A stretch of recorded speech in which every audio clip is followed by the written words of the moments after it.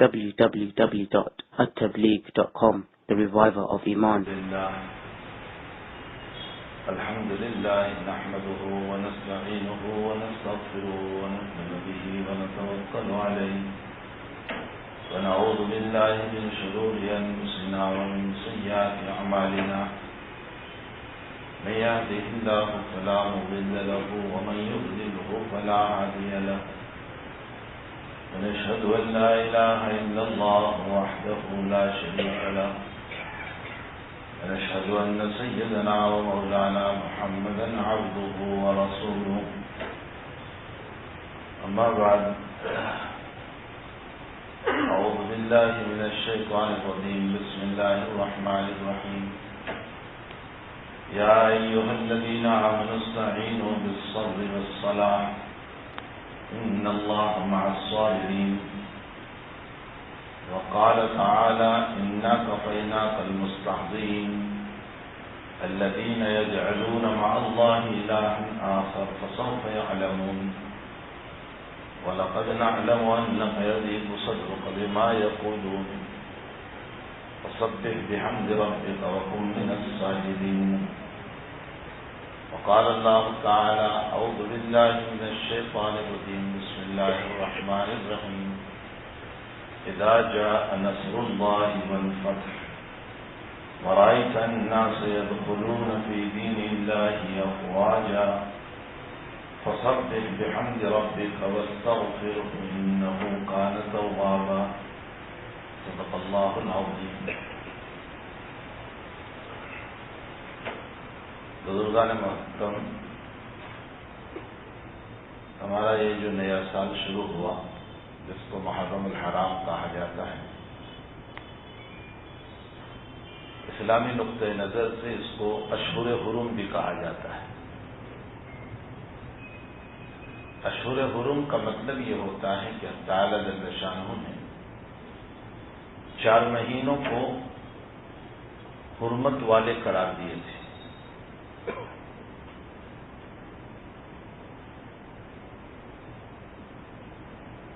اس میں محرم الحرام بھی ہے، ذی الحجہ محرم، ذی قعدہ ذی الحجہ محرم اور رجب، یہ 4 مہینے تھے جس کو اشہر حرم کہا جاتا ہے۔ اشہر حرم کا مطلب یہ ہے کہ حرمت والے، محترم، احترام والے۔ حتیٰ کہ عرب ان 4 مہینوں کا اتنا احترام کرتے تھے کہ ان 4 مہینوں میں جن کی طبیعت ہمیشہ جنگ پر رہتی تھی، لڑنے پر رہتی تھی، وہ ان 4 مہینے میں لڑائی بند کر دیتے تھے، اپنی تلواروں کو اپنے نیام میں رکھ دیتے تھے، اپنے تیر کو اپنے مقاموں میں رکھ دیتے تھے اور بہت ہی احترام اس کا کرتے تھے۔ یہی وجہ ہے کہ مکہ المکرمہ سے کچھ دور پر ایک قبیلہ تھا، ایک بستی تھی جس کو کہا جاتا ہے ربیعہ۔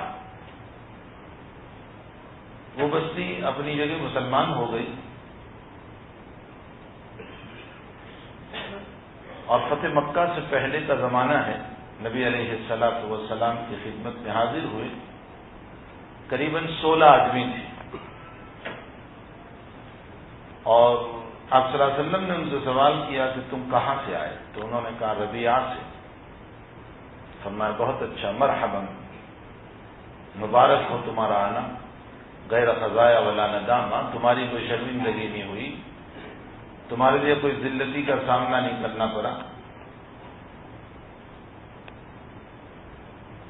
پھر آپ صلی اللہ علیہ وسلم نے ان کا بڑا شاندار استقبال کیا۔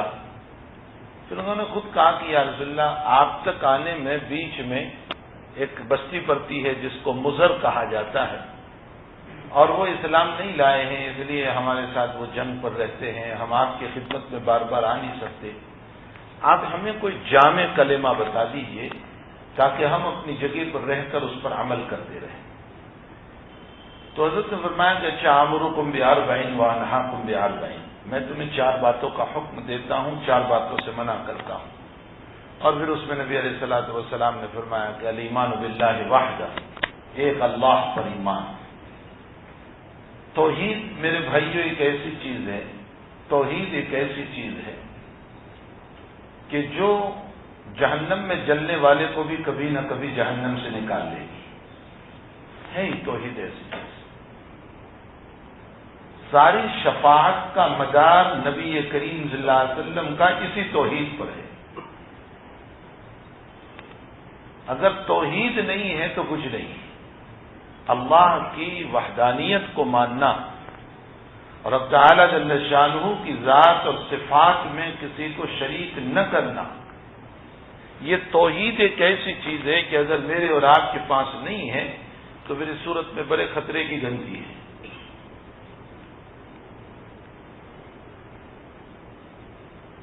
ہمارے اکابر کا حال یہ تھا.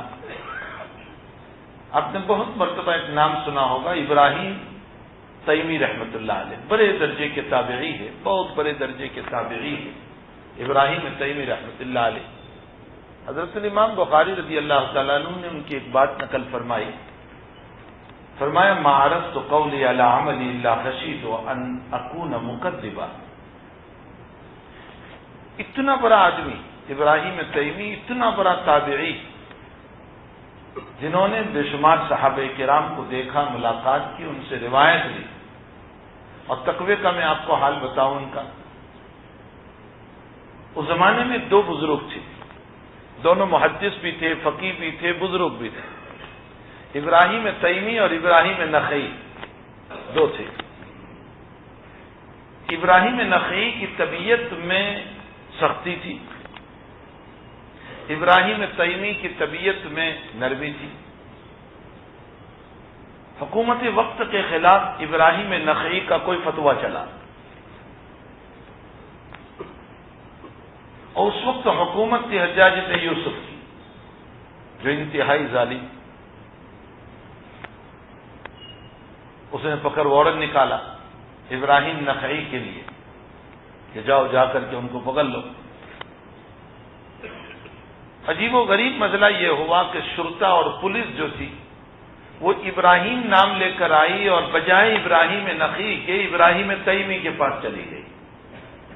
ان کے حالات میں لکھا ہے کہ ابراہیم تیمی کے پاس چلی گئی، حالانکہ ان کے لیے پکڑ وارنٹ نہیں تھا، لیکن ان کے پاس گئی. ان سے کہا کہ تمہارا نام کیا ہے؟ انہوں نے کہا ابراہیم. سرنیم نہیں بتایا، کہا میرا نام ابراہیم ہے. کہا آپ ہی کے لیے پکڑ وارن ہے اور اب بادشاہ وقت نے ہم کو کہا ہے کہ آپ کو اٹھانا ہے. ابراہیم تیمی کو اٹھا کر کے لے گئے اور جیل میں ڈال دیا. اور وہ جیل کیسی تھی اس کے بعد میں لکھا ہے کہ اس جیل کا عالم یہ تھا کہ اوپر چھت نہیں تھی، اس لیے سردی میں، گرمی میں، بارش میں ہر طرح اسی میں رہنا ہوتا تھا. اور عرب کی شدت دھوپ کی وجہ سے برداشت کرتے کرتے ابراہیم تیمی کا بدن گل گل کر کے دبلا ہو گیا تھا اور بالکل سیاہ ہو گئے تھے. کچھ وقت کے بعد ان کی والدہ نے اجازت لی کہ میرے بچے سے مجھ کو ملنا ہے، اور جا کر کے ابراہیم تیمی رحمۃ اللہ علیہ سے جب ملے تو اپنے بچے کا حال دیکھا کہ بالکل دبلا اور ویسے ہی لاغر ہو گیا ہے اور اس کے ساتھ ساتھ بالکل سیاہ ہو گیا ہے. فرمایا بیٹی کیا بات ہے، یہ تیرا حال کیا ہوا؟ تو آپ کا ایک ہی جواب تھا، والقدر خیرہ وشرہ من اللہ تعالی. مجھے اپنی تقدیر پر ایمان ہے، اللہ تعالیٰ کے فیصلے پر میں راضی ہوں.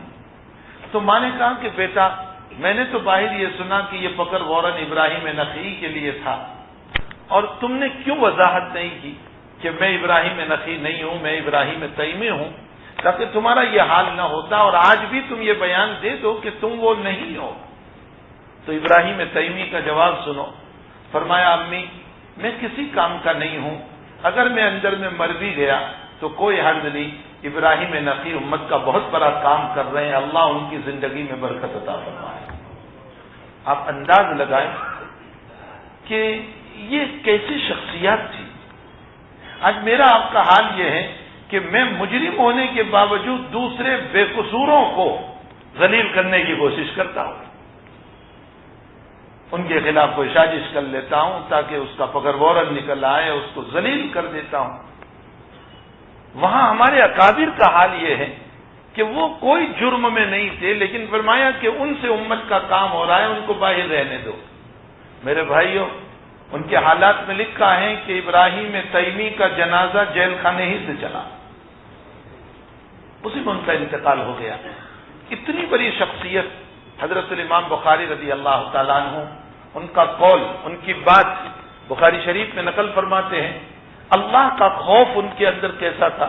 فرمایا ما عرضت قولی علی عملی الا خشیت ان اکون مکذبا، فرمایا میں نے ہمیشہ اپنی بات کو اپنے عمل پر پیش کیا کہ کہیں میرا عمل، میرا کام، میری زندگی، میری طرز معیشت، یہ کہیں میری بات کو جھٹلا تو نہیں رہا ہے کہ میں تقریر کر رہا ہوں نماز پڑھو، میں خود ہی نماز نہیں پڑھتا، میں تقریر کر رہا ہوں غیبت نہ کرو، میں خود ہی غیبت کی بیماریوں میں مبتلا ہوں، میں تقریر کر رہا ہوں کسی کا برا نہ سوچو، میں خود برائیوں کے اندر مبتلا ہوں، میں تقریر کر رہا ہوں کہ دوسروں کو عزت دو، میں خود لوگوں کی ذلتیوں کی فکروں میں پڑا ہوا ہوں، میں تقریر کر رہا ہوں کہ حرام نہ کھاؤ، میں خود حرام کا رزق اپنے پیٹ میں ڈال رہا ہوں۔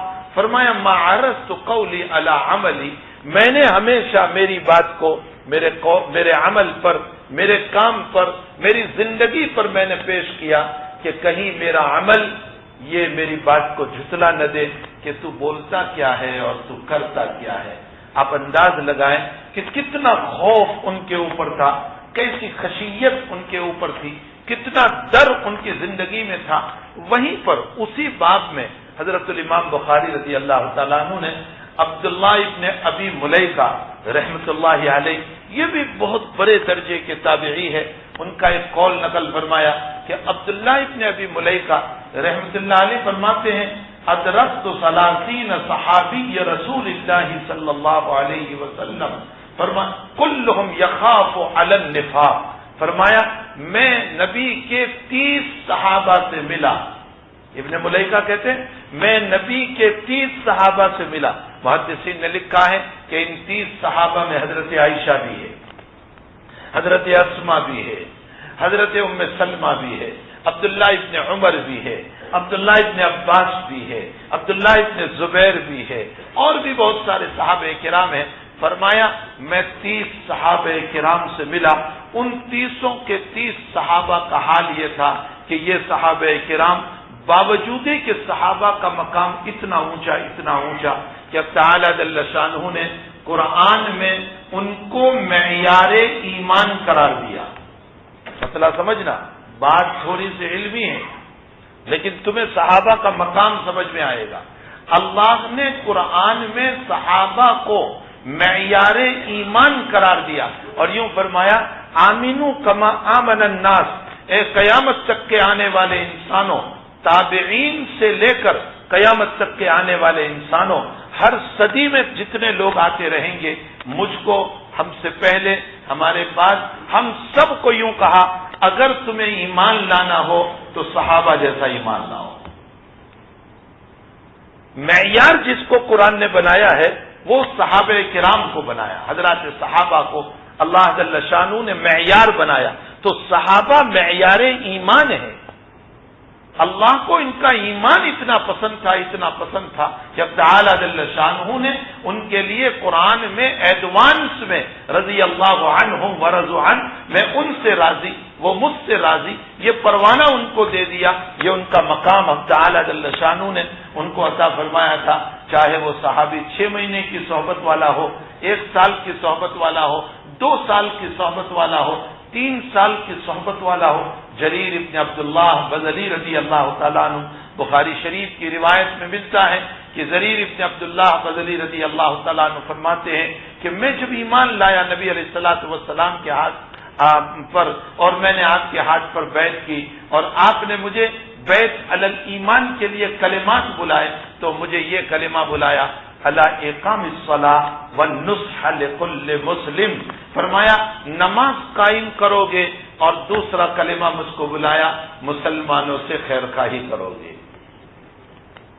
بیت میں بلوا رہے ہیں نبی علیہ السلام، بیت میں، والنصح لکل مسلم، مسلمانوں کے ساتھ تم خیر خواہی کرو گے، بدخواہی کا معاملہ نہیں کرو گے۔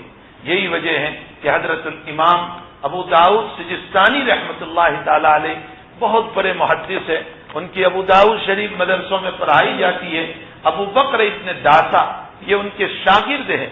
وہ اپنے استاد محترم حضرت الامام ابو داؤد سجستانی رحمۃ اللہ علیہ سے نقل کرتے ہوئے یوں فرماتے ہیں کہ میرے استاد نے مجھ کو یوں کہا کہ مجھے 5 لاکھ حدیث زبانی تھی. 1-2 نہیں، 5 لاکھ حدیثیں مجھے زبانی، اور ان 5 لاکھ حدیثوں میں سے میں نے انتخاب کر کے چن کر کے میں نے اپنی ابو داؤد شریف میں 4800 روایتوں کو ذکر کیا. ابو داؤد شریف میں 4800 روایتیں ہیں. فرمایا میں نے 5 لاکھ میں سے چن کر کے تلاش کر کے 4800 روایتوں کو ابو داؤد شریف میں جگہ دی. فرمایا آگے لیکن ان 4800 کے اندر بھی اگر معیار شریعت کوئی روایت ہے تو امام ابو داؤد کہتے ہیں کہ میرے نزدیک 4 روایتیں ہیں جس پر پوری شریعت کا مدار ہے اور پوری شریعت چل رہی ہے. امام ابو داؤد سے پوچھا کہ حضرت وہ 4 روایتیں کون سی ہے جس پر پوری شریعت کا مدار ہے؟ آپ نے فرمایا پہلی روایت انما الاعمال بالنیات وانما لامرئ ما نوى فمن كانت هجرته الى الله ورسوله فهجرته الى الله ورسوله ومن كانت هجرته الى دنيا او الى امرأة ينكحها فهجرته الى ما هاجر اليه. تمام اعمال کا مدار نیت پر ہے، حتیٰ کہ ایمان کا مدار بھی نیت پر ہے. نیت جو ہے وہ ایمان سے بھی توپ، ایمان سے بھی اونچی. نیت جو ہے وہ ایمان سے بھی اونچی. نیت صحیح ہے تو ایمان خالص ہے، اور نیت میں فطور ہے تو منافق ہے، اس لیے کہ دل سے ایمان ہی نہیں ہوا. تو نیت صحیحہ جو ہے وہ ایمان سے اوپر ہے. یہی وجہ ہے کہ حسن بصری رحمت اللہ تعالی علیہ نے فرمایا اللہ نے اس امت کو 2 چیزیں عطا فرمائی. ایک چیز وہ دی جو معدوم کو موجود کرتی ہے، اور ایک چیز وہ دی جو موجود کو معدوم کرتی ہے. مطلب حسن بصری فرماتے ہیں اللہ تعالیٰ نے اس امت کو 2 چیزیں عطا فرمائی. ایک عمل وہ دیا جس سے وہ چیز نہیں ہے لیکن اللہ اس کو وجود دے دیتا ہے، اور ایک چیز وہ ہے، ایک عمل وہ ہے کہ جس کے کرنے سے وہ موجود تھا اللہ تعالیٰ اس کو ختم کر دیتا ہے. پھر حسن بصری نے فرمایا النیت الصحیحہ والتوبہ، نیت صحیحہ اور توبہ.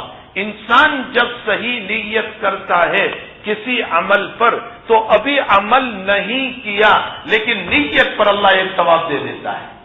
عمل کے بغیر ایک ثواب مل گیا، معدوم کو موجود کر دیا، جو چیز نہیں تھی بغیر کام کے بھی اللہ تعالیٰ نے اس کو ایک ثواب دے دیا. اور فرمایا انسان جب عمل کر لیتا ہے فرمایا من 10 الی 700 ضعف، فرمایا کم سے کم اس عمل پر اللہ 10 نیکیاں دے گا اور زیادہ سے زیادہ 700 دے گا. اور اس سے آگے فرمایا اخلاص اور ہوگا تو واللہ یضاعف لمن یشاء. لیکن میرے بھائیو ایک بات سنو اخلاص پر. سارے اخلاص کے باوجود میں اور آپ ہمارا یہ کہنا کہ میرا اخلاص ہے وہ قبول کر ہی لے گا، میرا اخلاص ہے یہ قبول کر ہی لے گا، یہ دھوکہ ہے. وہ رب کریم میرا اور آپ کا تابع نہیں ہے، محتاج نہیں ہے. کروڑوں اخلاص کے باوجود وہ کہہ دے کہ میں قبول نہیں کرتا ہوں، اس ذات پر کوئی زبردستی نہیں ہو سکتی، اس ذات پر کوئی زبردستی نہیں ہو سکتی. قرآن کریم میں اس بات کی طرف اشارہ بھی کیا گیا کہ جب ابراہیم اور اسماعیل علیہم الصلاۃ والتسلیم نے کعبۃ اللہ کو تعمیر فرمایا تو کعبۃ اللہ کو تعمیر کرنے کے بعد جو دعا اللہ سے کی ہے وہ قرآن کریم میں منقول ہے. ربنا تقبل منا انک انت السمیع العلیم. ربنا تقبل منا، اللہ ہماری طرف سے اس کو قبول فرما، تو بڑا ہی سننے والا بڑا ہی جاننے والا ہے. میرے بھائیو آپ عربی گرامر سے ناواقف ہیں، جو علماء ہیں وہ جانتے ہیں کہ یہاں تقبل کا لفظ استعمال کیا گیا جو عربی گرامر کے اعتبار سے باب تفاعل سے ہے، اور تفاعل کا معنی ہوتا ہے بتکلف قبول کرنا، زبردستی قبول کرنا، لائق نہیں ہے پھر بھی قبول کرنا. ابراہیم کے اخلاص میں کوئی کمی نہیں، خلیل اللہ ہے، اسماعیل کے اخلاص میں کوئی کمی نہیں، ذبیح اللہ ہے، اس کے باوجود اللہ کو کہہ رہا ہے اے اللہ ہم اپنے اخلاص پر بھروسہ نہیں کرتے ہیں، اے اللہ لائق تو نہیں ہے لیکن تو اپنی طرف سے قبول فرما لے، لائق تو نہیں ہے لیکن تو اپنی طرف سے قبول فرما لے۔ اس لیے یوں کہنا کہ میں کروڑوں اخلاص والا ہوں بس تجھے قبول کرنا ہی پڑے گا، یہ دھوکہ ہے۔ حق تعالیٰ جل شانہ میرا اور آپ کا پابند نہیں ہے، ہم سب اس کے پابند ہیں، ہم سب ساری زندگی پیشانی رگڑتے رہیں، وہ کہتا ہے میں جب چاہوں گا قبول کروں گا، تو میرے تابع ہے میں تیرے تابع نہیں ہوں۔ تو فرمایا پہلی روایت انما الاعمال بالنیات جس پر شریعت کا مدار ہے، حتیٰ کہ وہ اعمال، نماز تو اپنی جگہ نیت ضروری ہے، روزہ اپنی جگہ نیت ضروری ہے، حج اپنی جگہ نیت ضروری ہے، زکوٰۃ اپنی جگہ نیت ضروری ہے، وہ اعمال کہ جو مباح ہے، مباح کا معنی ہوتا ہے جس کے کرنے پر ثواب نہیں اور جس کے نہ کرنے پر گناہ نہیں، ایسے کام کو مباح کہا جاتا ہے۔ اگر اس کام میں بھی اچھی نیت ہو گئی تو فرمایا پہلے ثواب نہیں تھا لیکن اچھی نیت پر میں تجھے ثواب عطا کروں گا۔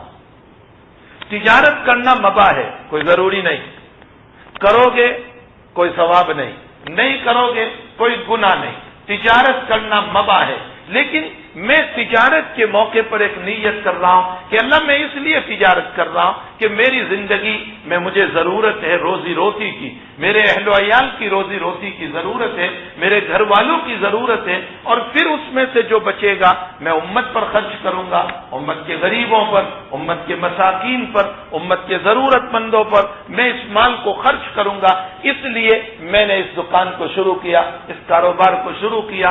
ویسے اگر ہم تجارت کے لیے جاتے کوئی نیت نہ ہوتی تو پھر اس صورت میں کوئی ثواب بھی نہیں تھا، کوئی گناہ بھی نہیں تھا، لیکن جب میں نے یہ نیت کر لی تو اب چلنے پر اللہ مجھے ثواب عطا کرے گا۔ اور اگر میری نیت یہ ہے کہ میں اس لیے تجارت کر رہا ہوں کہ میرے پاس پیسے آئیں گے تو میں خوب عیاشی کروں گا، میں عیش پرستی میں زندگی گزاروں گا، میں فلاں فلاں کام کروں گا، تو پھر اس صورت میں اس تجارت کے اوپر جب نیت نہیں تھی تو کوئی گناہ نہیں تھا، لیکن جب یہ نیت آ گئی تو پھر یہ ہمارا چلنا اور تجارت پر جانا یہ گناہوں سے بھر جائے گا۔ اسی لیے جناب رسول اللہ صلی اللہ علیہ وسلم کا ارشاد ہے، فرمایا کہ اگر کوئی آدمی اپنے اہل و عیال پر خرچ کرتا ہے احتساباً، اخلاص کے ساتھ کہ میرے گھر والوں کا ذمہ میرے اوپر واجب ہے اور مجھے ان کا خرچہ ادا کرنا ہے، فرمایا اس پر اللہ ثواب دیتا ہے، حتیٰ کہ آگے اللہ کے حبیب نے فرمایا حتیٰ فی فمی امرأتک، فرمایا تیری بیوی کے منہ میں تو نے لقمہ دیا، نیت کیا تھی؟ نیت یہ تھی کہ اللہ یہ محبت کی بھوکی ہے اور تو نے مجھ کو محبت کرنے کو کہا ہے، میں اس محبت کے خاطر اس کے منہ میں لقمہ دے رہا ہوں۔ حتیٰ اللہ کا نبی کہہ رہا ہے کہ اس خواہش کے باوجود، ظاہر سی بات ہے لقمہ دینے میں کچھ نہ کچھ خواہش تو ضرور ہوگی، لیکن نیت وہ ہے کہ اللہ کی رضا مقصود ہے، فرمایا خواہش کے باوجود اللہ اس عمل پر ثواب عطا کرے گا۔ حضرت الامام نووی رحمۃ اللہ علیہ نے اس حدیث شریف کی شرح میں وضاحت کرتے ہوئے مسلم شریف کی شرح میں ایک عجیب و غریب بات لکھی۔ امام نووی فرماتے ہیں کہ جب تم حق کو ادا کرنے کے لیے کوئی کام کرتے ہو، حق کو ادا کرنے کے لیے کوئی کام کرتے ہو تو اس میں خواہشات تمہیں ثواب سے نہیں روک سکتی۔ مقصود یہ ہے کہ تم حق ادا کر رہے ہو، شریعت ادا کر رہے ہو، سنت ادا کر رہے ہو۔ تو پہلی روایت جس پر شریعت کا مدار ہے انما الاعمال بالنیات وانما لامرئ ما نوى، امام ابو داؤد فرماتے ہیں کہ دوسری روایت جس پر شریعت کا مدار ہے الحلال بین والحرام بین وبینہما مشتبہات، حلال بھی کلیئر ہے، حرام بھی کلیئر ہے، ان دونوں کے بیچ میں شبہ والی چیزیں ہیں جس میں حلال کی بھی دلیل ہے، حرام کی بھی دلیل ہے۔ فمن اتقى من الشبہات، جو شبہات والی چیزوں سے بچا، فرمایا استبرأ لدینہ وعرضہ، فرمایا اس کا دین بھی محفوظ ہو جائے گا اور اس کی عزت بھی محفوظ ہو جائے گی۔ یہ جناب رسول اللہ صلی اللہ علیہ وسلم کا فرمان ہے۔ ومن وقع فی الشبہات، اور جو شبہات میں گیا یعنی ہیلے حوالے کیے اور ہیلے حوالے کر کے اس چیز کے اندر نہ کرنا یہ بہتر تھا، لیکن اس کو کر لیا ہیلے حوالے کر کے، تو پھر اس صورت میں ومن وقع فی الشبہات، جو شبہات میں چلا گیا تو اللہ کے نبی مثال دیتے ہیں کَرَاعٍ یرعی حول الحما۔ پہلے زمانے میں بادشاہ جو ہے وہ اپنی پرائیویٹ زمین رکھتے تھے بیت المال کے جانوروں کے لیے، اس کو حما کہا جاتا تھا۔ فرمایا اس چرواہے کی طرح، اس جانور کے چرانے والے کی طرح جو اپنے بکریوں کو لے کر چرانے گیا، اور بادشاہ کی زمین کے قریب اگر تیرے جانور پہنچ گئے اور اگر بادشاہ کی زمین میں چلے گئے تو بادشاہ تجھے سزا دے گا۔ فرمایا ٹھیک اسی طرح الا ان محارم اللہ، الا ان محارم اللہ، الا ان المعاصی محارم اللہ، کما قال علیہ الصلوۃ والسلام۔ فرمایا اللہ نے جن کاموں سے تجھے منع کیا ہے وہ اللہ کے محارم ہے۔ الا ان حم اللہ محارم اللہ، فرمایا اللہ کا حما، اللہ کی باؤنڈری، اللہ کا چراگاہ، یہ اللہ کے منع کردہ کام ہے۔ اگر تو آج مباح کام، کل کو مکروہ کام، شبہ والے کام، تو پرسوں حرام میں چلا جائے گا۔ نتیجہ یہ ہوگا کہ جیسے دنیا میں بادشاہ کی زمین میں تیرے جانور گئے اور بادشاہ تجھ کو سزا دیتا ہے، تو حرام کام میں چلا گیا، اس لیے اللہ بھی تجھے سزا دے گا۔ آگے جناب رسول اللہ صلی اللہ علیہ وسلم نے فرمایا اب کیسے بچو گے تم ان کاموں سے؟ ڈاکٹر وہ ہوتا ہے جو تشخیص بھی کرے دوا بھی بتائے، جو تشخیص بھی کرے دوا بھی بتائیں۔ صرف تشخیص کر لینا یہ کوئی ڈاکٹری نہیں ہے، اس پر دوا بھی بتائیں، اس کو اصل ڈاکٹر کہا جاتا ہے۔ اللہ کے حبیب نے پہلے بیماری بتائی، اب بیماری بتانے کے بعد آگے دوا بتا گئے۔ الا ان فی الجسد مضغہ اذا صلحت صلح الجسد کلہ واذا فسدت فسد الجسد کلہ الا وہی القلب۔ فرمایا تمام انسانوں کے بدن میں اللہ نے ایک گوشت کا لوتھڑا رکھا ہے جس کو دل کہا جاتا ہے، وہ جب درست چلتا ہے تو پورا بدن سیدھا چلے گا، اور وہ جب غلط چلتا ہے تو پورا بدن غلط چلے گا۔ اب آپ ایک سوال کرو گے کہ یہ گوشت کا جو لوتھڑا ہے، جس کو ہارٹ کہا گیا، جس کو دل کہا گیا، جس کو قلب کہا گیا، اس میں ایسی کون سی بات ہے کہ جس کی بنیاد پر وہ صحیح چلے تو بدن صحیح اور وہ غلط چلے تو بدن غلط؟ حقیقت یہ ہے میرے بھائیوں، اللہ نے ایک ظاہر دیا ہے، ایک باطن دیا ہے۔ ظاہر میں یہ ہڈیاں اور گوشت ہے، یہ ہاتھ ظاہر میں ہڈیاں اور گوشت ہے، لیکن باطن میں اللہ نے قوت پکڑ عطا فرمائی ہے، میں اس کے ذریعے سے پکڑتا ہوں۔ میرے بھائیوں جب لقوہ ہو جاتا ہے اللہ حفاظت فرمائے، جب شل ہو جاتا ہے ہاتھ تو یہ گوشت بھی موجود، یہ ہڈی بھی موجود، یہ انگلیاں بھی موجود، لیکن پکڑنے سے قاصر، کیوں؟ ظاہر موجود ہے، باطن کی قوت کو اللہ نے کھینچ لیا۔ پورے بدن میں اسی طرح ہے، اللہ نے یہ پاؤں دیے چلنے کے لیے، یہ بھی گوشت ہے اور ہڈیاں ہیں، اس کے علاوہ کچھ نہیں، لیکن اللہ نے اس میں چلنے کی طاقت باطنی طور پر رکھی ہے۔ جب اب تعالیٰ جل شانہ جو ہے کھینچ لیتا ہے قوت مچی کو، چلنے کی قوت کو، تو وہ ہڈی، وہ پاؤں، سب کچھ موجود ہے، لیکن باطنی طاقت کو اللہ ختم کر دیتا ہے۔ تو پورے بدن میں ایک ظاہر ہے، ایک باطن ہے۔ اللہ تعالیٰ نے جو گوشت کا لوتھڑا بنایا، جو قلب بنایا، وہ ایک ظاہر ہے۔ آپریشن ظاہر کا ہو رہا ہے، بائی پاس ظاہر کا ہو رہا ہے، رگوں کا آپریشن ظاہر کا ہو رہا ہے، باطن کا نہیں ہو رہا ہے۔ اس کے باطن میں اللہ نے ایک صلاحیت رکھی ہے، اور وہ صلاحیت تفہیم ہے، وہ صلاحیت عقل ہے، وہ صلاحیت سمجھنے کی ہے۔ اسی لیے حضرت الامام محمد ابن ادریس الشافعی رحمۃ اللہ علیہ اور امام احمد ابن حنبل رحمۃ اللہ علیہ فرماتے ہیں کہ عقل جو ہے وہ دماغ میں نہیں ہے، عقل جو ہے وہ تمہارے دل میں ہے، اور قرآن سے استدلال فرمایا لہم قلوب لا یفقہون بہا، فرمایا ان کے دل ایسے ہیں کہ وہ سمجھتے ہی نہیں ہے۔ معلوم ہوتا ہے کہ اللہ نے عقل جو ہے وہ میرے اور آپ کے دل میں رکھی ہوئی ہے، البتہ دل کا کنیکشن دماغ کے ساتھ ہے۔ دل کوئی بات سوچتا ہے پھر دماغ کو دیتا ہے، اور دماغ کو دینے کے بعد پھر اعضاء کی طرف منتقل ہوتے ہیں۔ تو یہ دل جو ہے اس کے اندر اللہ نے سمجھنے کی عقل، شعور، بیداری رکھی ہے۔ فرمایا جب عقل اور شعور صحیح چلے گا تو پھر پورا بدن صحیح چلے گا، اور اندر ہی غلط سوچ ہوگی تو سارا بدن بھی غلط ہی چلنے والا ہے۔ اس لیے اس دوسری حدیث کو بھی حضرت امام ابو داؤد رحمۃ اللہ علیہ نے معیار شریعت قرار دیا۔ تیسری حدیث لا یؤمن احدکم حتی یحب لاخیہ ما یحب لنفسہ، تم میں سے کوئی مومن نہیں ہو سکتا، نبی کہہ رہے ہیں تم میں سے کوئی مومن نہیں ہو سکتا جب تک کہ تم اپنے بھائی کے لیے وہ پسند نہ کرو جو اپنے لیے پسند کرتے ہو، اپنے بھائی کے لیے وہ پسند نہ کرو جو اپنے لیے پسند کرتے ہو۔ آج میرا حال یہ ہو گیا، میں اپنے لیے عزت، میں اپنے لیے دولت، میں اپنے لیے مالداری، میں اپنے لیے سارا بڑاپن پسند کر رہا ہوں، اپنے بھائی کے لیے ذلتی، اپنے بھائی کے لیے تباہی، اپنے بھائی کے لیے غریبی، اپنے بھائی کے لیے بربادی کو پسند کرتا ہوں۔ اس کا مطلب یہ نکلا کہ جس کی سوچ ایسی ہوگی نبی کی نظر میں وہ مومن کامل نہیں ہو سکتا۔ اللہ کے نبی کہتے ہیں وہ مومن نہیں ہے۔ لا یؤمن احدکم حتی یحب لاخیہ ما یحب لنفسہ۔ اور چوتھی روایت جو معیار شریعت ہے، جس پر شریعت کا مدار ہے، فرمایا نبی کریم صلی اللہ علیہ وسلم نے من حسن اسلام المرء ترکہ ما لا یعنی، فرمایا اسلام کی خوبی یہ ہے کہ لا یعنی باتوں کو چھوڑ دو۔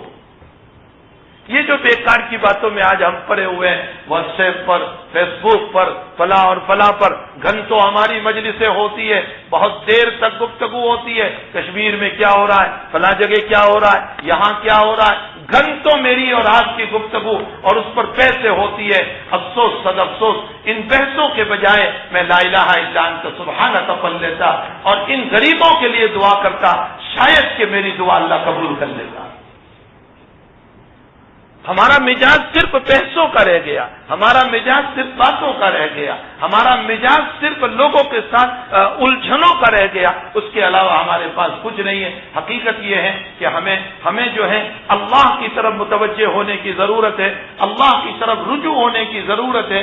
میں نے کل بھی مجلس میں ایک دو باتیں کہی تھی، میں نے کہا آج مسلمانوں کا اور سب کا ہمارا حال یہ ہے کہ لوگ اپنے دکھوں سے دکھی نہیں ہیں، دوسروں کے سکھوں سے دکھی ہے۔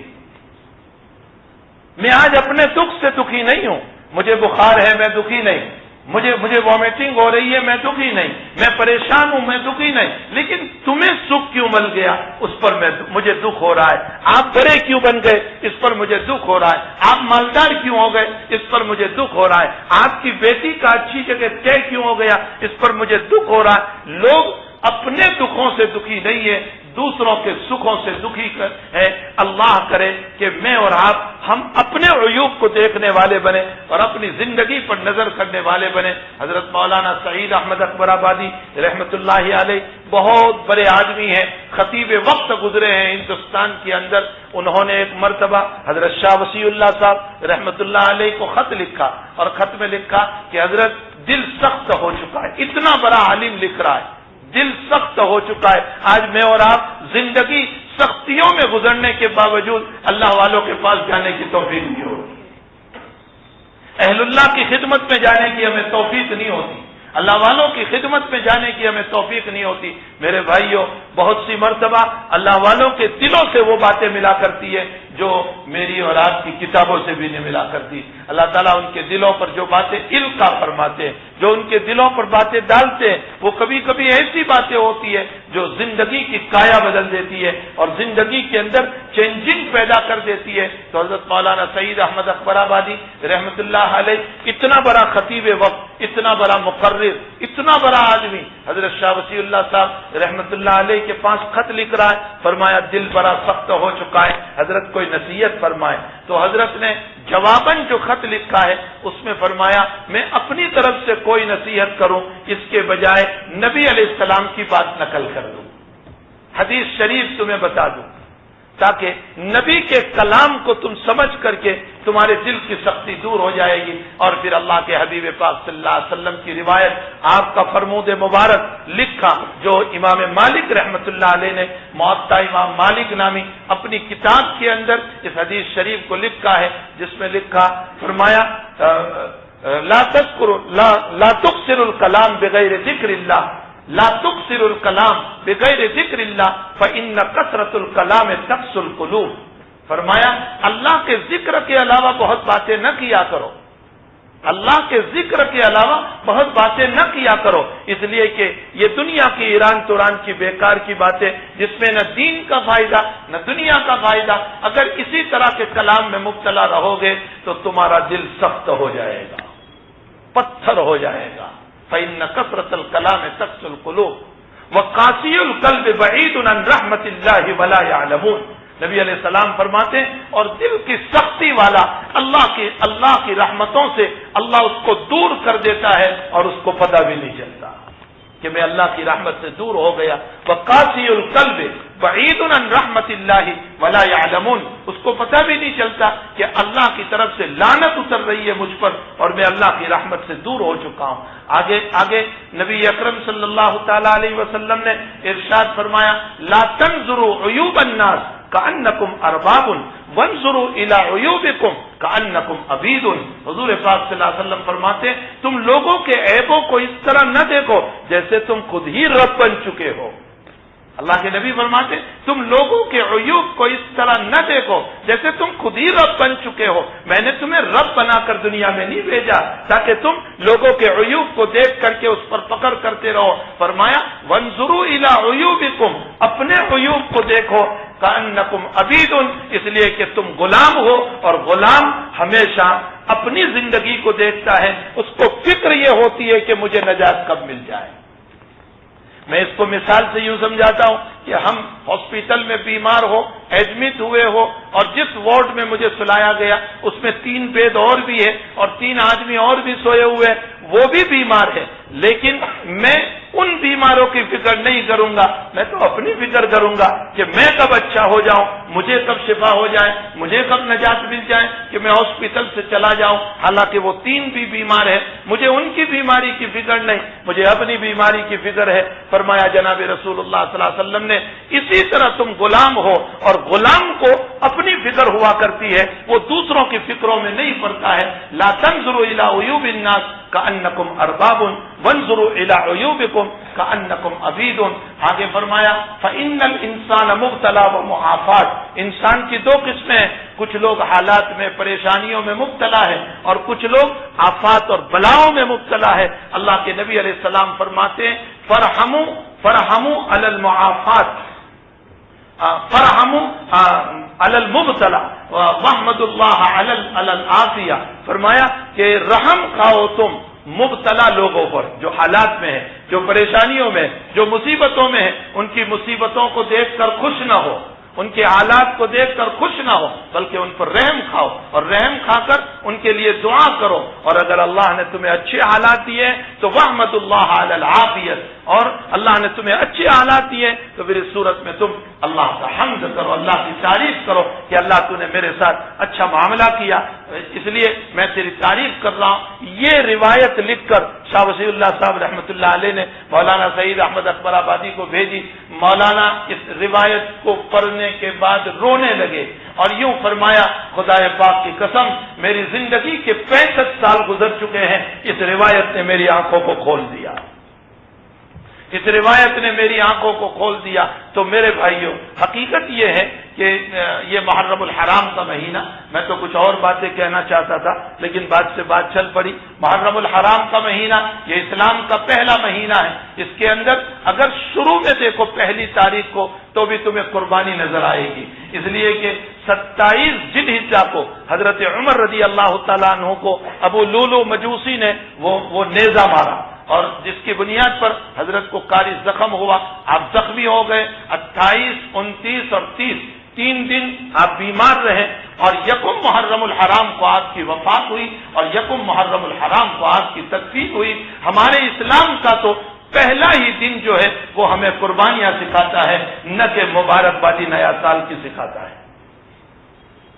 یہ غیروں کا طریقہ آ گیا ہمارے اندر کہ نئے سال کی مبارکبادی دے رہے ہیں، نیا سال مبارک ہو، نیا سال مبارک ہو، یہ غیروں کا طریقہ، برتھ ڈے غیروں کا طریقہ، کیک کا کاٹنا غیروں کا طریقہ۔ من تشبہ بقوم فہو منہم، جو انسان جس قوم کی مشابہت اختیار کرے گا، اللہ کا نبی کہتا ہے قیامت کے دن میں اس مسلمان کو اسی کی صف میں کھڑا کر دوں گا۔ وہ انسان اسی کی صف میں کھڑا ہوگا. من تشبہ بقوم فہو منہم. یہ نئے سال کی مبارکبادی بھلا کون مبارکبادی دے گا اور کیسے ہم مبارکبادی دیں گے جب ہماری بیٹیوں کی عزت عالم میں لوٹی جا رہی ہو اور جوان بیچارے ڈھیر کے نیچے دبے جا رہے ہیں اور بوڑھاؤں کی داڑیاں نوچ نوچ کر کے ان کے پاس جو ہے کلمات کفر بلوائے جا رہے ہیں اور ہم مبارکبادیوں میں پڑے ہوئے. ہماری توجہ دعاؤں کی طرف نہیں, اللہ کی طرف رجوع کی طرف نہیں, نمازوں کی طرف نہیں, ذکر کی طرف نہیں, اللہ کی یادوں کی طرف نہیں. میرے بھائیوں, اگر آگے چل کر کے دیکھو تو حضرت حسین رضی اللہ تعالیٰ عنہ کی عظیم المرتبت قربانی وہ ہمیں یہی سکھا رہی ہے. حضرت حسین رضی اللہ تعالیٰ عنہ کے بعد میں ایک نقطہ تمہیں بیان کروں. اگر حسین چاہتے تو یزید کے ہاتھ پر بیعت کر سکتے تھے, یزید کے ہاتھ پر بیعت کر سکتے تھے. اور اگر حضرت حسین یزید کے ہاتھ پر بیعت ہو جاتے تو یزید آپ کو بہت اونچا مقام دیتا, بہت عزت کرتا, بہت احترام کرتا, بلکہ مدینے کا گورنر حضرت حسین کو بنا دیتا اور نہ معلوم کتنی نوازشوں سے حضرت حسین کو نواز دیتا. لیکن آخر حضرت حسین نے بیعت ہونا پسند نہیں کیا, دنیا کو پسند نہیں کیا, عزت کو پسند نہیں کیا, بلکہ اوپر سے اس مقام کی طرف چلے. اہل کوفہ کی دعوت پر آپ چلے اور چلتے ہوئے بیچ میں میدان آ گیا کربلا کا اور اس میں ایک مسئلہ ہو گیا جس کی بنیاد پر 10 محرم الحرام کو آپ کی قربانی اور آپ کے نواسے رسول صلی اللہ علیہ وسلم کی یہ قربانی جو قیامت تک امت کو کچھ درس دیتی ہے. میرے بھائیوں, یہ حضرت حسین رضی اللہ تعالیٰ عنہ نے اس عزت کو, اس دولت کو, اس دنیا کو چھوڑ کر اپنی قربانی کو کیوں پیش کیا؟ اگر آپ تاریخ کی روشنی میں پڑھو گے تو حضرت علی رضی اللہ تعالیٰ عنہ نے اپنی اولاد کو بٹھا کر ایک نصیحت فرمائی تھی اور فرمایا تھا میرے بیٹو, حضرت علی کی نصیحت تو بڑی زبردست ہے, علی کے اقوال اور علی کی باتیں بڑی زبردست ہے. نبی علیہ الصلوۃ والسلام نے فرمایا تھا کہ میرا علی کا فیصلے بھی بڑے زبردست ہے. حضرت علی رضی اللہ تعالیٰ عنہ رومن امپائر جب فتح ہوا تو اس موقع پر ایک شاہی تاج ہاتھ میں آیا رومن امپائر کا جو سونے کا تھا اور 120 کلو سونا اس کے اندر تھا. ایسا زبردست تاج ہاتھ میں آیا. حضرت عمر رضی اللہ تعالیٰ عنہ نے فرمایا میرا جی چاہتا ہے کہ میں اس کو باقی رکھوں یادگار کے طور پر, تاکہ دیکھیں کہ مسلمانوں کے ہاتھوں اللہ نے جو عطا فرمایا, جس کی پیشین گوئی نبی کریم صلی اللہ علیہ وسلم نے دی تھی. مشورہ کیا آپ نے صحابہ سے, صحابہ کرام میں سے کسی نے کہا آپ جیسے فرمائیں, آپ جیسے فرمائیں, آپ جیسے فرمائیں. علی سے پوچھا علی آپ کیا کہتے ہیں؟ تو حضرت علی نے فرمایا حضرت اسلام کی نشانی یادگار رہتی ہے, کفر کی نشانی یادگار نہیں رہتی. اسلام کی نشانی یادگار, یہ تو کفر کی نشانی ہے, اسے باقی رکھ کر کے ہم کیا کریں گے, یہ تو کفر کی یاد دلاتی ہے. حضرت عمر نے فرمایا صحیح کہا تھا میرے نبی نے, وَأَقْزَانَ عَلِي, ہم میں سب سے بہتر فیصلہ کرنے والا میرا علی ہے. حضرت علی رضی اللہ تعالیٰ عنہ بخاری شریف کے اندر حضرت امام بخاری رحمۃ اللہ علیہ نے کتاب الرقاق کے اندر حضرت علی کا ایک جملہ نقل فرمایا الدنیا مدبرۃ والآخرۃ مقبلۃ ولکل منہما بنون فکونوا من ابناء الآخرہ ولا تکونوا من ابناء الدنیا. فرمایا دنیا پشت پھیر کر جا رہی ہے. میں 5 سال کا تھا, اب بڑا ہو گیا, 10 سال کا ہو گیا, 15 سال کا, 25 سال کا, آج 55 سال کا ہو گیا, 65 سال کے اور 70 سال کے ہو گئے. دنیا پشت پھیر کر کے جا رہی ہے, آخرت سامنے آ رہی ہے. والآخرۃ مقبلۃ, قبر سامنے آ رہی ہے, قبر کی منزل سامنے آ رہی ہے. فرمایا کچھ دنیا کی بھی اولاد ہے جو دنیا کے دیوانے بن کر پھرتے ہیں, اور کچھ دین کی بھی اولاد ہے, کچھ دین کے بھی ماننے والے ہیں جو دین کو چاہتے ہیں. فرمایا کہ حضرت علی کہتے ہیں تم کس کی اولاد بنو گے؟ پھر آپ نے فرمایا دنیا کی اولاد نہ بننا, دین کی اولاد بننا. تو اپنی اولاد کو بٹھا کر کے حضرت علی نے یہ فرمایا تھا میرے بیٹوں, جب دین اور دنیا جمع ہو جائے, جب دین بھی ہو اور دنیا بھی ہو, دونوں سامنے تمہارے آ جائیں, ایسے موقع پر تم کس کو اختیار کرو گے, دنیا کو یا دین کو؟ فرمایا اگر دنیا کو تم نے اختیار کی تو ٹیمپرری اور وقتی طور پر تمہیں دنیا ملے گی, لیکن ہمیشہ تمہارا رب اور نبی ناراض ہو جائے گا. اور اگر تم نے دین کو اختیار کیا تو یہ ٹیمپرری دنیا تو چلی گئی لیکن ہمیشہ کے لیے تیری قبر اور آخرت بن جائے گی، اللہ اس کا رسول راضی ہو جائے گا۔ اس لیے میرے بیٹو، جب دین اور دنیا آمنے سامنے آ جائیں، دنیا کو چھوڑ دینا اور دین کو اختیار کر لینا۔ حضرت حسین نے اس نصیحت پر عمل فرمایا، دنیا کو چھوڑا اور دین کو اختیار کیا، اور یہ سوچا جان جائے گی، ایک مرتبہ جائے گی، لیکن میرا نانا بھی خوش ہوگا اور میرا ربا بھی خوش ہوگا، دونوں کے دونوں خوش ہو جائیں گے۔ اس لیے حضرت علی رضی اللہ تعالی، حضرت حسین کی یہ قربانی اس محرم الحرام کے اندر مجھے اور آپ کو یہ سکھا رہی ہے کہ ہمیں چاہیے کہ ہم شریعت کے پابند بنیں، دین کے پابند بنیں، رجوع اللہ کرنے والے بنیں۔ آپ انداز لگائیں کہ 10ویں محرم کو جب میدان گرم ہے، ایسے گرمی کے موقع پر حضرت حسین نے شمر بن دلجوشن جو مقابل کے لشکر کا امیر تھا، اس سے یوں کہا کہ ہمیں ظہر کی نماز پڑھنے دو۔ آپ انداز تو لگائیں، جب تلوار ہو، تیر ہو، چمک رہے ہو، چل رہے ہو، اور ایسے ہمیں بخار آتا ہے تو نمازیں چھوڑ دیتے ہیں، ہمیں درد سر ہوتا ہے تو نمازیں چھوڑ دیتے ہیں، ہم ذرا سفر سے تھک کر آتے ہیں تو نماز چھوڑ دیتے ہیں۔ وہ کیسا تھکا ہوا ہے جو مدینے سے کربلا پہنچا ہوا ہے، اور جس پر حالات پہ حالات ہے، اور جو میدان میں اترا ہوا ہے، اور جس کے سامنے تیر و صفم چل رہے ہیں، اور ایسے وقت میں ہزاروں کا لشکر ہے اور یہ 70 اپنی اولاد 72 اپنی اولاد اور بیوی اور بچوں کے ساتھ ہے، اور ایسے موقع پر آپ یہ کہہ رہے ہیں ذرا ظہر کی نماز میں پڑھ لینے دو۔ ان کے نام پر ماتم کرنے والوں، تم تو ظہر کی نماز چھوڑ کر ماتم کر رہے ہو۔ ان کے نام پر جو ہے دن بھر کودنے اور ناچنے والوں، تم تو ان کی روح کو تکلیف پہنچا رہے ہو۔ جس نبی کے نواسے نے نماز تک نہیں چھوڑی اور ظہر کی نماز کے لیے مقابل دشمن نے اجازت نہیں دی، ہم نماز کی اجازت نہیں دیں گے، اس لیے کہ تم باغی ہو۔ کیا کہہ رہے ہیں؟ تم باغی ہو، باغیوں کو اجازت نہیں۔ تو حضرت حسین نے کہا باغی تو تم ہو، ہم تو نبی کے دین کو لے کر چل رہے ہیں۔ اچھا ٹھیک ہے، تم اجازت نہیں دیتے ہو تو ہم صلاۃ الخوف پڑھیں گے۔ صلاۃ الخوف روایتوں میں ہے کہ کچھ لوگ نماز پڑھیں اور کچھ لوگ کھڑے رہیں، اس کو صلاۃ الخوف کہا جاتا ہے۔ فرمایا ہم صلاۃ الخوف پڑھیں گے۔ اب جس عالم میں آپ نے ظہر پڑھی ہے وہاں وہ عالم تھا کہ آپ کے کچھ اصحاب اور کچھ ساتھی جو ہیں وہ وہاں شہید ہو چکے ہیں، جن کی لاشیں پڑی ہوئی ہے۔ کچھ ساتھیوں کو زخم پہنچائے، کسی کا ہاتھ ٹوٹا ہوا، کسی کا پاؤں ٹوٹا ہوا، کسی کا سر زخمی ہے، کسی کے پیٹ میں لگا ہوا ہے، اور اسی عالم میں سب کو لے کر حضرت حسین رضی اللہ تعالیٰ عنہ ظہر کی نماز پڑھا رہے اور ظہر کی نماز پڑھ رہے ہیں۔ انہوں نے اس عالم میں بھی اپنی ظہر کی نماز کو نہیں چھوڑا۔ آج ان کے نام پر روٹیاں کھانے والوں بیماری کے نام پر نمازیں چھوڑ دیتے ہیں۔ یہ محبت نہیں ہے، یہ حقیقت نہیں ہے۔ حقیقت تو یہ ہے کہ ہم اپنی زندگیوں میں نمازوں کو آباد کریں، بلکہ بعض متصوفین نے اور بعض صوفیہ نے ایک جذباتی بات لکھی ہے، جذباتی بات ہے، یہ کوئی حدیث شریف سے نہیں ہے، بعض صوفیہ نے جذباتی بات لکھی ہے۔ فرمایا کہ عصر سے پہلے میدان صاف کر دیا گیا، حضرت حسین اور رفقا کی گردن کو کاٹ دیا گیا اور نیزے پر اٹھایا گیا۔ اس موقع پر وہ صوفیہ یوں کہتے ہیں کہ حضرت حسین کا سر کٹا ہوا ہونے کے باوجود رب کریم سے روح یہ کہہ رہی ہوگی، اے میرے مالک اور اے میرے کریم مولا، اگر تو ابھی مجھے جسم دے دے تو میں عصر کی نماز پڑھ کے بھی تیرے پاس آؤں گا۔ حقیقت یہ ہے کہ یہ ہمارے اکابر کی زندگی ہے۔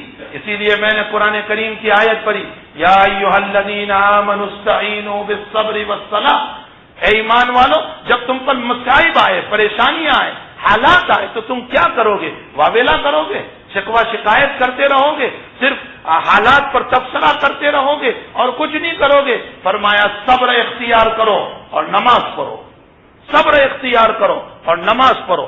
دوسری آیت میں فرمایا انا کفیناک المستہزئین الذین یجعلون مع اللہ الہا آخر، فرمایا میرے محبوب صلی اللہ علیہ وسلم یہ لوگ تمہاری مذاق اڑا رہے ہیں نا، تو ہم تمہاری طرف سے کافی ہیں۔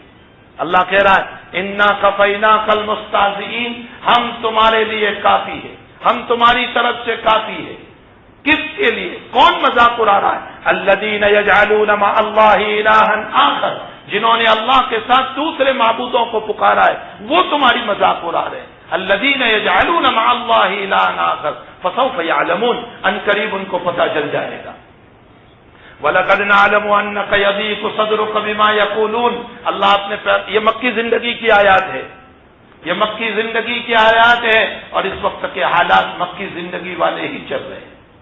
وَلَقَدْ نَعْلَمُ أَنَّكَ يَضِيقُ صَدْرُكَ بِمَا يَقُولُونَ، اے میرے محبوب صلی اللہ علیہ وسلم، یہ لوگ جو کچھ کہہ رہے ہیں، تانا دے رہے ہیں، برا بلا کہہ رہے ہیں، تجھے مجنون اور پاگل کہہ رہے ہیں، تجھے نہ بولنے کی باتیں بول رہے ہیں، جس سے تیرے دل کو تکلیف ہوتی ہے، اللہ کہتا ہے یہ میں بھی جانتا ہوں۔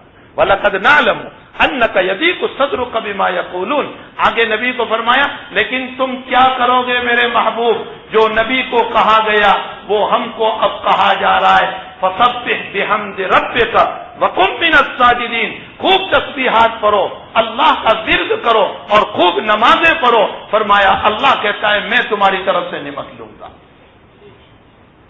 مکی زندگی میں جب ابو جہل نے نبی علیہ الصلوۃ والسلام کو یہ کہا کہ اے محمد اگر تو سچا ہے تو تیرا رب ہم پر پتھر کی بارش کیوں نہیں برساتا؟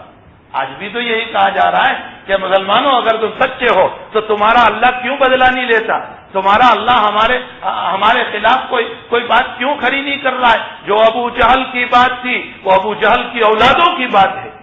ابو جہل نے یہی کہا تھا وَأَمْطِرْ عَلَيْنَا حِجَارَةً مِّنَ السَّمَاءِ أَوِئْتِنَا بِعَذَابٍ أَلِيمٍ، قرآن نے اس کی بات کو نقل کیا، فَأَمْطِرْ عَلَيْنَا حِجَارَةً مِّنَ السَّمَاءِ، اے محمد اگر تو سچا ہے تو لے آ آسمانوں سے پتھر، أَوِئْتِنَا بِعَذَابٍ أَلِيمٍ، یا اور کوئی عذاب لیا۔ یہ نبی علیہ السلام کو تانے دے رہا ہے اور یہ ثابت کر رہا ہے کہ محمد تو جھوٹا ہے، علیہ باللہ، علیہ باللہ۔ تو اب اللہ نے کیا جواب دیا نبی اکرم صلی اللہ علیہ وسلم کی طرف سے؟ ما کان اللہ لیعذبہم وانت فیہم، میرے محبوب ان کو دھوکہ ہو گیا ہے، میں جو عذاب نہیں بھیج رہا ہوں اس سے ان کو دھوکہ ہو گیا، لیکن حقیقت یہ ہے کہ میں اس لیے عذاب نہیں بھیج رہا ہوں کہ تو میرا لاڈلا نبی ان میں موجود ہے، تو رکاوٹ کا ذریعہ بنا ہوا ہے۔ ما کان اللہ لیعذبہم وانت فیہم، تو ان میں موجود ہے اس لیے میں عذاب کو نہیں بھیج رہا ہوں۔ اچھا اللہ کے نبی جب دنیا سے چلے جائیں گے تو پھر کیا ہوگا؟ کیا اللہ کا عذاب آ جائے گا؟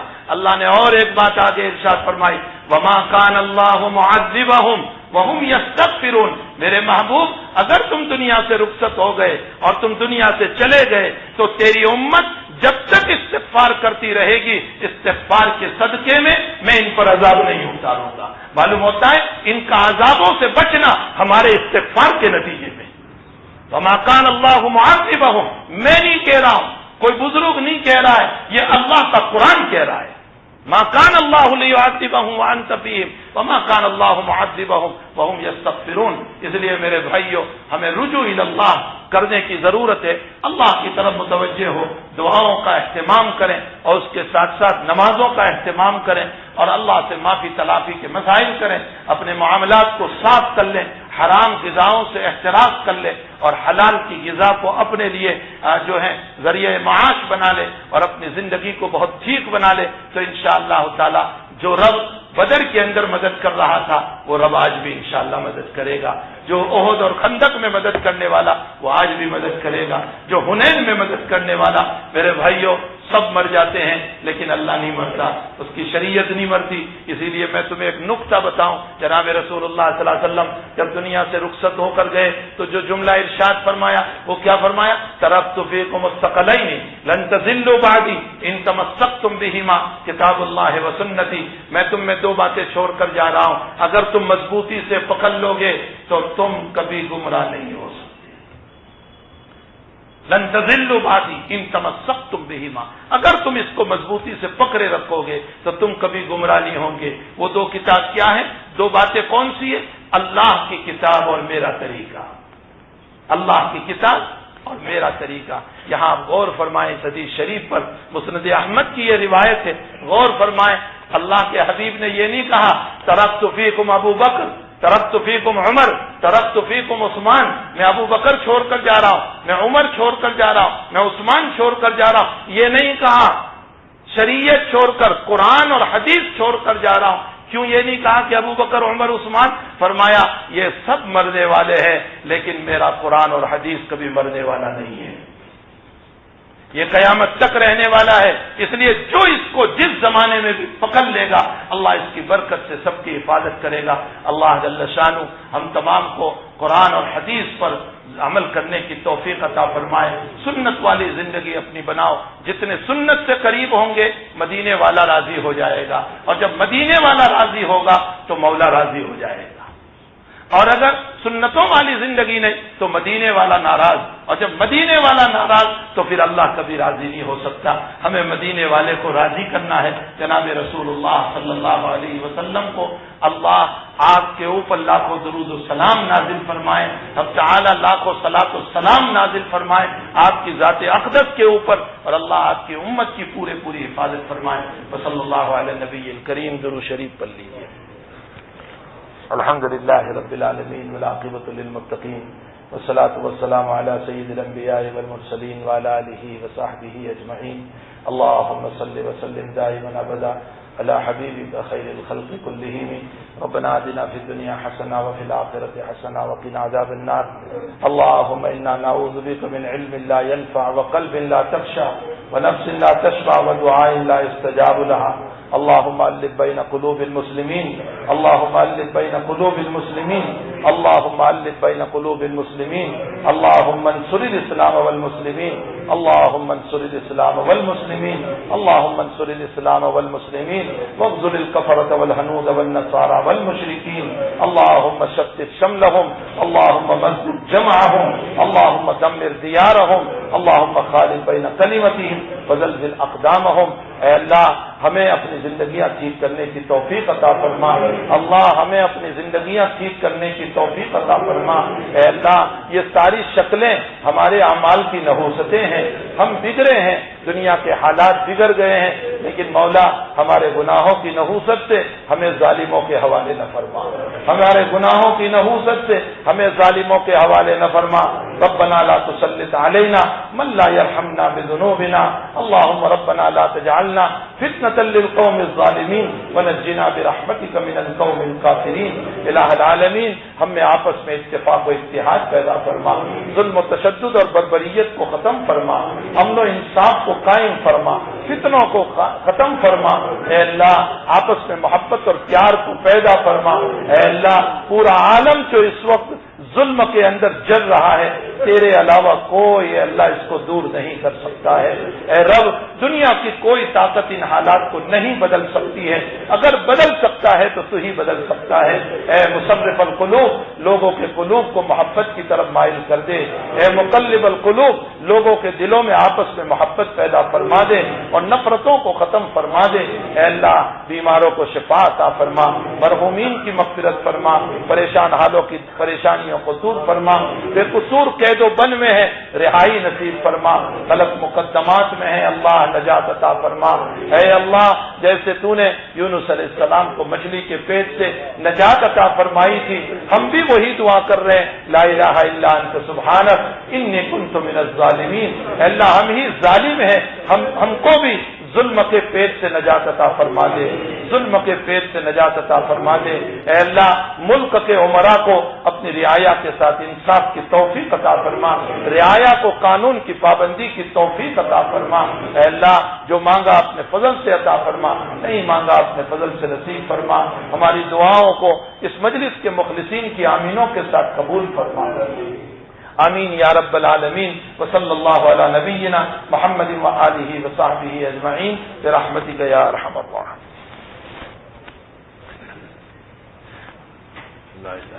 پانی پلا دے.